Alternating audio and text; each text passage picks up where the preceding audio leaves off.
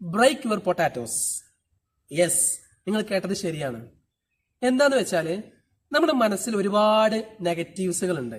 എന്താന്ന് വെച്ചാല് ഒരുപാട് പേര് നമ്മളെ കുറ്റം പറഞ്ഞിട്ടുണ്ട്, ഒരുപാട് പേര് നമ്മളെ ബുദ്ധിമുട്ടിച്ചിട്ടുണ്ട്. ഒരു കോഴ്സ് ഉണ്ട്, ഒരു കഥയുണ്ട്, ബ്രേക്ക് യുവർ പൊട്ടാറ്റോസ്. അതായത് ഒരു കൂട്ടം ശിഷ്യന്മാർ ഒരു സന്യാസിയുടെ അടുത്ത് വരികയാണ്. എന്നിട്ട് അവർ പറഞ്ഞു, ഞങ്ങൾക്കൊരു ഒരു ശിഷ്യത്വം വേണം. എന്തിനാ ചോദിച്ചു.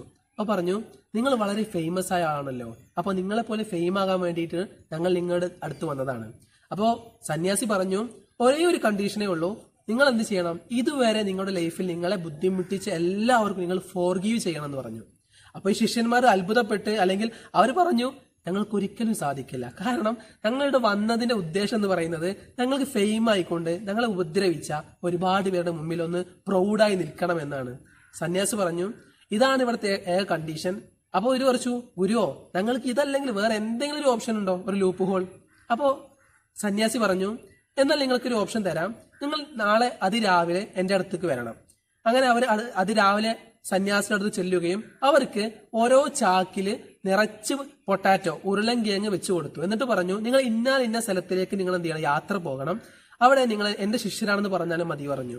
അപ്പൊ ഇവർ വളരെ സന്തോഷമായി. കാരണം ഈ ഒരു ടാസ്കും ചെയ്യേണ്ട, ഇങ്ങനെ ഒരു ടൂർ പോലെ പോവുകയും ചെയ്യാം. അങ്ങനെ ഇവരിങ്ങനെ പോകുന്ന സമയത്ത് ബാക്കിയുള്ള സഹപാഠികളുണ്ട്, അവരിങ്ങനെ ഗുരുവിന്റെ ഓരോ തപസ്സൊക്കെ ഇരുന്നിങ്ങനെ ചെയ്യുമ്പോൾ ഇവർ പറഞ്ഞു, ഞങ്ങൾക്ക് ഒരു ഫ്രീ ട്രിപ്പും കിട്ടി, ഞങ്ങൾക്ക് ഈ ഒരു ടാസ്കിൽ നിന്ന് എസ്കേപ്പും ആയി പറഞ്ഞു. അങ്ങനെ അവരൊരു നാട്ടിലെത്തി. ആ സമയത്ത് ഇവരിങ്ങനെ പറഞ്ഞു, ഞങ്ങൾ ഗുരുവിന്റെ ശിഷ്യന്മാരാണെന്നൊക്കെ പറഞ്ഞപ്പോൾ നല്ല സ്വീകാര്യത കിട്ടി. അവർ നല്ല സൽക്കരിക്കുകയും നല്ല ഫുഡൊക്കെ അവർ കൊടുത്തു. അങ്ങനെ ഒരു ആഴ്ചയോളം കഴിഞ്ഞ സമയത്ത് ഇവർക്ക് നല്ലൊരു ലക്ഷറി ലൈഫായിരുന്നു. ഒരു വീക്കിന് ശേഷം അവരുടെ ഈ ഒരു പൊട്ടാറ്റോ, ഉരുളങ്ങയൊക്കെ ചീഞ്ഞാൻ തുടങ്ങിയിട്ടുണ്ട്, അതൊക്കെ നശിക്കാൻ തുടങ്ങിയിരുന്നു. ആ സമയത്ത് പിന്നെ ജനങ്ങളൊന്നും ഇവരത്ര ശ്രദ്ധിക്കാറില്ല, എല്ലാവരും അകറ്റാൻ തുടങ്ങി. കുറച്ച് ദിവസം കൊണ്ട് കഴിഞ്ഞ സമയത്ത് ഇതിന് ആകെ ഒരു സ്മെല്ല് വരാൻ തുടങ്ങി. ആ സമയത്ത് എല്ലാവരും അകറ്റാൻ തുടങ്ങി, ഒന്ന് പോകാറുണ്ട്, എല്ലാവരും അകറ്റാൻ തുടങ്ങി. അങ്ങനെ ഇവർക്ക് മനസ്സിലായി ഇത് വളരെ ഒരു ഡിഫിക്കൽട്ട് ടാസ്ക് ആണ്, ഇവരാകെ ബുദ്ധിമുട്ടി. അത് കഴിക്കാൻ ഭക്ഷണമില്ല, കിടക്കാൻ പാർപ്പിടമില്ല. അങ്ങനെ ഇവരെല്ലാവരും ഗുരുസന്നിധിയിലേക്ക് വീണ്ടും തിരിച്ചു എന്നിട്ട് പറഞ്ഞു, ഗുരുവോ ഞങ്ങൾക്ക് മനസ്സിലായി ഇത് വളരെ ബുദ്ധിമുട്ടുള്ള ടാസ്ക് ആണ്, ഞങ്ങൾക്ക് പുറത്തു തരണം എന്ന് പറഞ്ഞു. ആ സമയത്ത് ഗുരു പറഞ്ഞൊരു കാര്യമുണ്ട്, നിങ്ങൾക്ക് ആദ്യ സമയത്ത് ഈ പൊട്ടാറ്റോ നൽകിയ സമയം നിങ്ങൾ വിചാരിച്ചു വളരെ പ്രൗഡാണ്, വളരെ ലക്ഷൂറിയസ് ആണ്, വളരെ എസ്കേപ്പിംഗ് ആണെന്നൊക്കെ. പക്ഷേ നിങ്ങളുടെ ജീവിതം മുന്നോട്ട് പോയ സമയം നിങ്ങൾക്ക് മനസ്സിലായി ഈ ഉരുളങ്ങിയങ്ങ് ഡീക്കേ ചെയ്ത് സ്മെല്ലായ സമയത്ത് ആർക്കും നിങ്ങളെ വേണ്ട എന്നുള്ളത്.